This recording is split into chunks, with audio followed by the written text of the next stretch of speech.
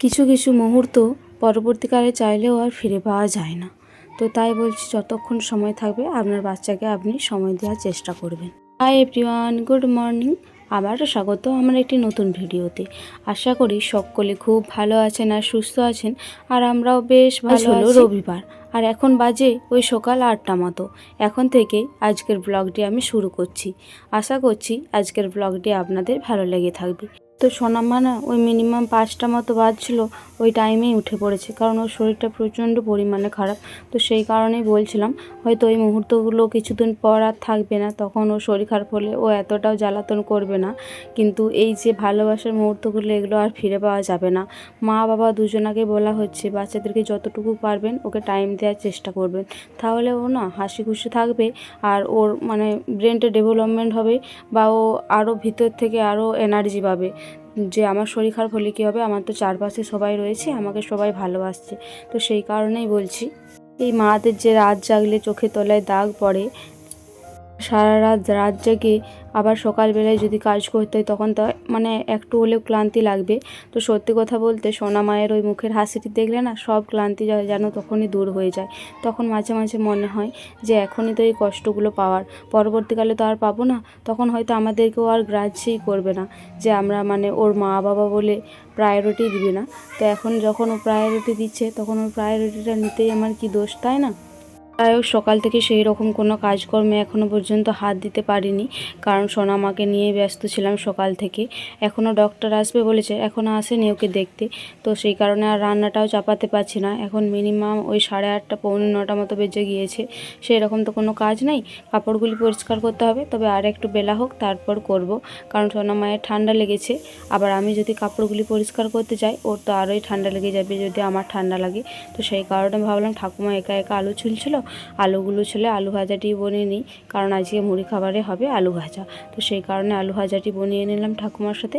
আর এই যে এরপর ধুয়ে নিয়ে চলে যাব। তো সোনামা যদি কান্নাকাটি না করে তাহলে আলু কটি ভেজে নেবো, আর কান্নাকাটি করলে তো আর কিছু করার নেই, আবার পরেই ভাজতে হবে। তো চলুন তার আগে এই কটি ধুয়ে নিই সবজিপাতিগুলো। তো আজকে এই কটাই তরকারি হবে, আর সেই রকম কিছু সবজি নেই বাড়িতে, তো সেই কারণে এই সবজিগুলোই মোটে দেওয়া হয়েছে। সত্যি কথা বলতে এই কলপাড়টি এতটা পরিমাণে নোংরা হয়েছে, তো কী আর বলবো, অনেক দিন ধরে পরিষ্কার করব করছি, কিন্তু আর মানে সময় করে উঠতে পারছি না। তো দেখি যদি কোনো দিনও সময় করে উঠতে পারি, তো না হয় একদিন করে নেব। আর একটি কাজও দীর্ঘদিন ধরে আমার মনের মধ্যে জমে আছে, যদি কোনো দিনও রান্নার ফাঁকা পাই, বা যদি কোনো দিনও টাইম পেয়ে থাকি, তাহলে এই কাজটি আর ওই কাজটি, ওই দুটো কাজ আমার মনের মধ্যে অনেক দিনই হয়ে আছে। আর ওই যে টমেটো পাকাগুলি প্রথমে ওই পেথিটি করেই ধুচ্ছিলাম, তো দেখলাম বীজগুলি আবার পেথিটির মধ্যে রয়ে যাচ্ছিলো, জানেন তো। তো সেই কারণেই পেথিটির থেকে আবার এই যে বালতিটিতে করলাম, তাহলে বালতিতে বীজগুলিও চলে গেল, আর টমেটোগুলি ভালো করে ধোয়াও গেল। তো সেই কারণে আমি বালতি করে বেশিরভাগ ধুয়ে থাকি। তো দেখলাম আজকে ধোয়ার মতো কিছু সেই রকম কিছু নেই, তো ওই শুধু টমেটোটাই ছিল। তো দেখলাম যে না বীজগুলো যাচ্ছে না, তো সেই কারণে আবার বালতিটিতেই ঢাললাম। কী আর করবো বলুন, আবার বালতিতেই ঢালতে হলো, না হলে তো টমেটোর বীজগুলো আর যেত না, ওইটার সাথেই মিশে যেত, কারণ কড়াইয়ে ঢাললে আবার টমেটোর বীজগুলিও পড়ে যেত। তো সেই কারণেই বিশেষ করে দিলাম। চলুন এরপর বাড়ির দিকে যাওয়া যাক। দেখি সোনামা কান্নাকাটি করছে না ভুলে আছে, তার মতন আবার আলু ভাজাগুলি চাপাতে হবে। তো এসে পরে দেখলাম খুব একটা বেশি কান্নাকাটি করছে না, তবুও ঠাকুমা বললো আলু ভাজাগুলো এখন থাক, পরে না হয় আলু ভাজাগুলো বানাবি। তো তার আগে দাঁড়ান আপনাদেরকে বলে দিই আজকে কি কি সবজি হবে। আজকে হবে আলুতে সয়াবিনে একটা তরকারি, আর টমেটোর চাটনি, আর ওই যে আলু ভাতের জন্য আলু ছুলে দিয়েছে, আর ওই সজনে ডাঁটা ছেঁচকি, আর ওই ধারের মা দিয়ে পাঠাবে গোলাপ ফুলের ডাল। আপনাদেরকে তো বলেছি আমার গ্রামে বাপের বাড়ি, আর বলার কিছু নেই, গ্রামেও নয় পাড়াতেই, মানে আমাদের বাড়ির থেকে 4-5টা বাড়ি পেরোলেই আমার বাপের বাড়ি। তো এইখানেই আমার বাপের বাড়ি। তো ঠাকুমা বললো যে আলু ভাজাগুলো থাক, আগে ওকে ব্রেস্ট ফিডিং করা, তো ওকে ব্রেস্ট ফিডিং করিয়ে দিয়ে এলাম, তারপরে এই যে ভাতটা এরপরে চাপিয়ে দিচ্ছি। আর আমি যখনকে পুজোকে ব্রেস্ট ফিডিং করাতে গিয়েছিলাম, দিদিভাই তখনকে দেখছি আলুগুলি ভেজে নিয়েছিল। দিদিভাই আলুগুলি ভেজে নেওয়ার পরেই আমিও হাঁড়িটি চাপিয়ে দিয়েছিলাম। পুজোকে তখনকে খাওয়ানোও হয়ে গিয়েছে, তো ওকে মাত্র ব্রেস্ট ফিডিংই করালাম, এখনও ওর মোটা খাবার যে সলিড ফুড দেবো ওইটা এখনও রেডি করা হয়নি। তো তার আগে ভাবলাম যে ভাতটা না হয় চাপিয়ে দিই, তারপরে ওকে না হয় সলিড ফুড করে খাওয়ানো যাবে। তো তার আগেই দেখলাম যে ডক্টর চলে এসেছিলো, তো তখন না ও ঘুমিয়েও পড়েছিল আবার। তো ওকে ঘুম থেকে তোলা হলো, তারপর ডাক্তারবাবু দেখে গেল। ডাক্তারবাবু থেকে আবার কিছু পরামর্শও নিয়ে নিলাম যে মানে জ্বর এলে গা আরে মোছাবো বা মাথাটা ধোয়াতে পারবো নাকি। তো ডাক্তারবাবু বললো যে হ্যাঁ, মানে ওইটা সব থেকে বাচ্চাদের বেশি প্রয়োজন, যারা ভাবে যে মাথায় জল দিলে বা গায়ে জল দিলে জ্বর অবস্থায় আরও বেশি পরিমাণে ঠান্ডা লেগে যাবে। তো এটা একদমই ভুল মন্তব্য। আমার তো যতটুকু মনে হয়, বাচ্চাদের থেকে জল দেওয়াটাই উচিত। বাচ্চাদের মাথায় জ্বর চেপে গেলে ওইটা বরঞ্চ বেশি বিপদ হয়। তো আমি তো বলবো আমি যতটুকু অভিজ্ঞতা পেয়েছি, যতটুকু বুঝেছি এতদিনে একটা বাচ্চার মা হওয়ার পরে, বাচ্চাদেরকে মাথায় জল দেবেন যতই জ্বর আসুক, আর গাও প্রত্যেক দিন ধোয়াবেন। তো আমি এইটুকুই বলবো। আর এই যে দেখুন, আমার এইদিকে সজনে ডাঁটা ছেচকিটিও হয়ে গেল।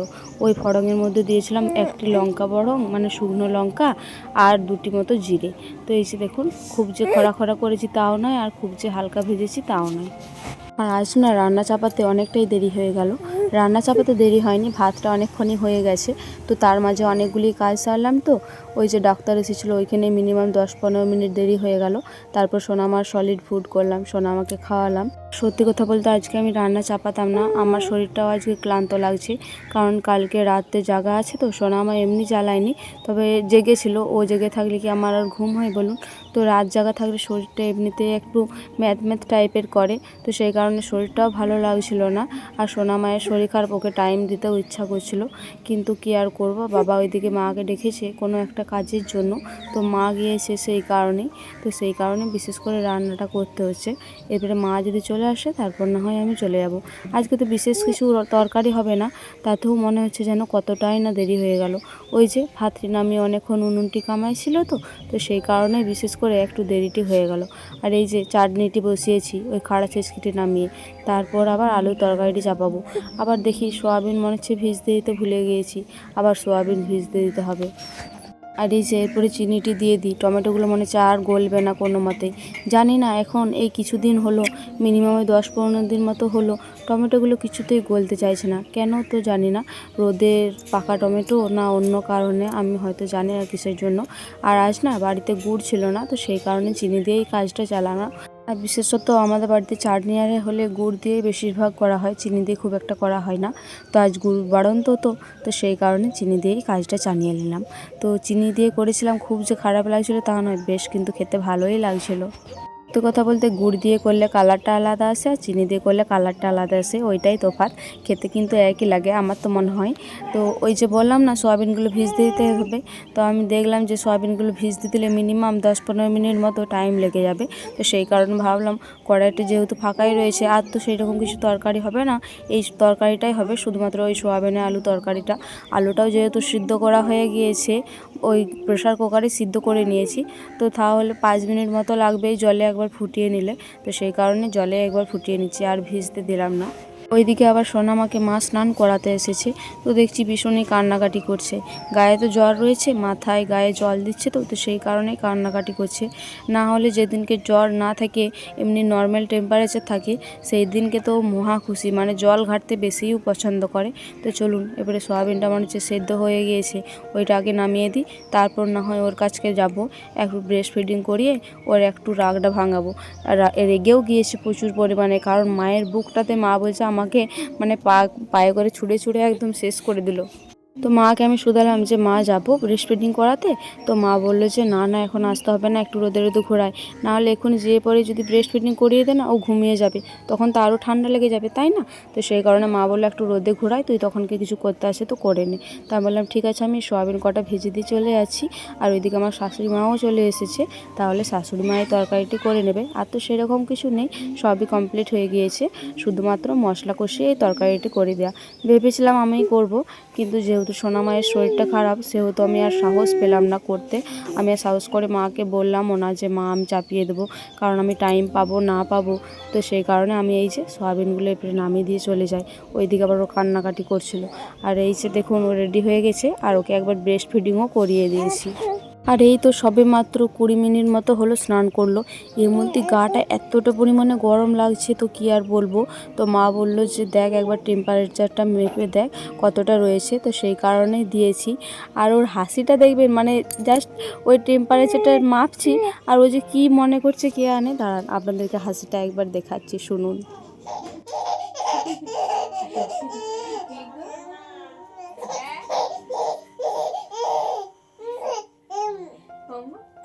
দাঁড়াবো আর এটা এই হাতে নিতে হয় না, এই হাতে না, দেখে নি না না না, হ্যাঁ হ্যাঁ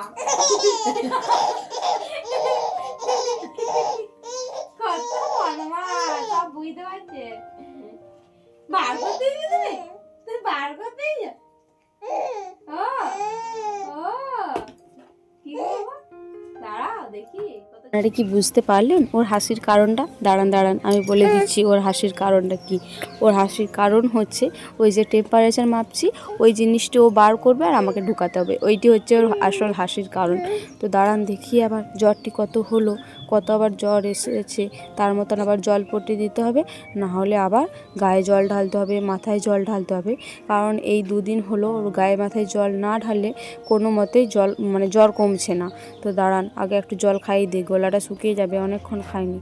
আর এই যে দেখুন 1.1 মানে 101 মতন এই রকম টেম্পারেচার উঠেছে। তো সত্যি কথা বলতে আমি জানি না প্রত্যেক বাচ্চাই এরকম করে নাকি, আমার তো ফার্স্ট বেবি, তো আমি অভিজ্ঞতাগুলো খুব একটা জানি না। তো ওর এত জ্বরেও যে এনার্জিটা রয়েছে সেটা জানি না অন্য বাচ্চা থাকে নাকি আমারই এই বাচ্চা, মানে আমার বাচ্চাটারই শুধু। তো আশা করি কমেন্ট করে জানাবেন তো অন্য বাচ্চাদেরও থাকে না শুধুমাত্র এই আমার বাচ্চাটারই এইরকম।